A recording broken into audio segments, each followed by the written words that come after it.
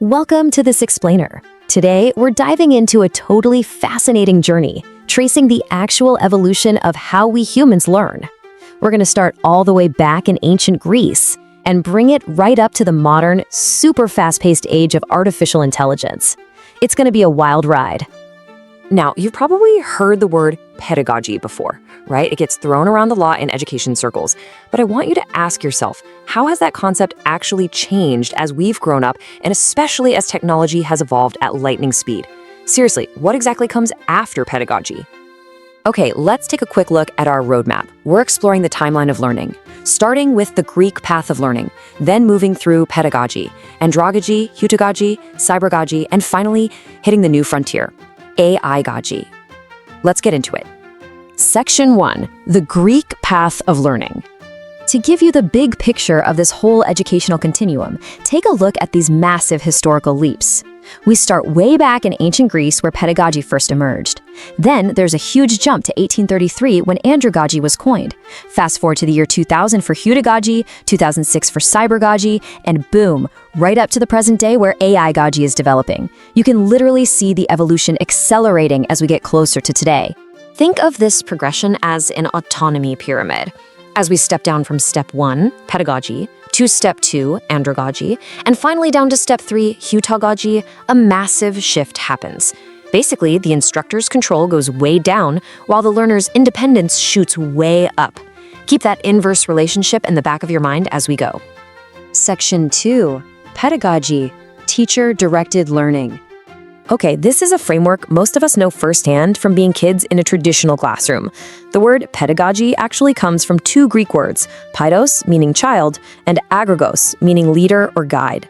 Today, we generally just call it the science of teaching, but I want you to pay close attention to that suffix, agragos, meaning guide. Keep asking yourself, who is the guide throughout this explainer? Because the answer is going to change dramatically. But wait, here is a fascinating historical twist for you.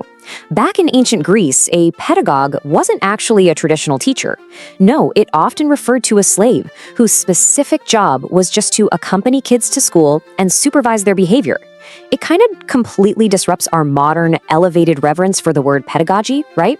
Its origins were super practical and entirely about directing a child's actions. So the absolutely crucial point here is that in this foundational model, the learner has zero autonomy, none. Looking at the roles, the teacher determines exactly what, how, and when learning happens. The learner, well, they're simply a dependent receiver of knowledge. In pedagogy, the teacher is the absolute, unquestioned guide. Section 3, andragogy, adult self-directed learning. But look, adults obviously need entirely different things than children, right? We're maturing on our timeline now. Andragogy shifts that Greek root from child to andro, meaning man or adult, while keeping agagos, the guide.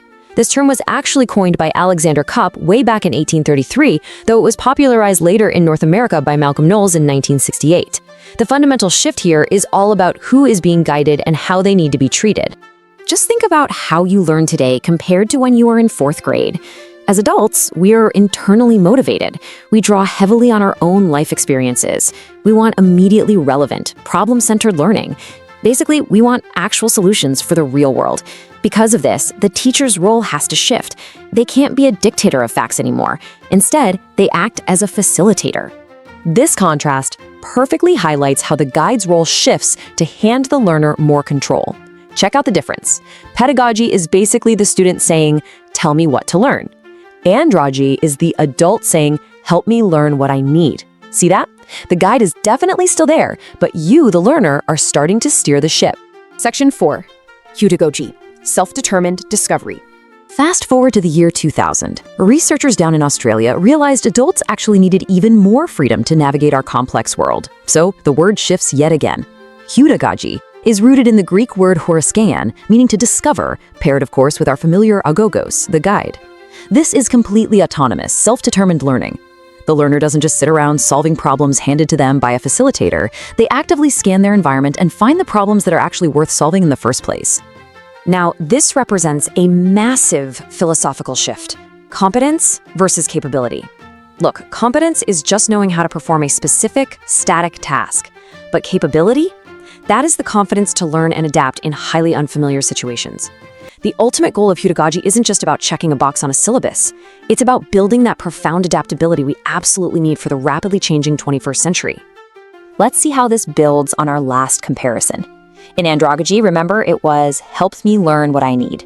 But in hudagogy, the learner says, let me discover what I need to learn. You've officially leveled up.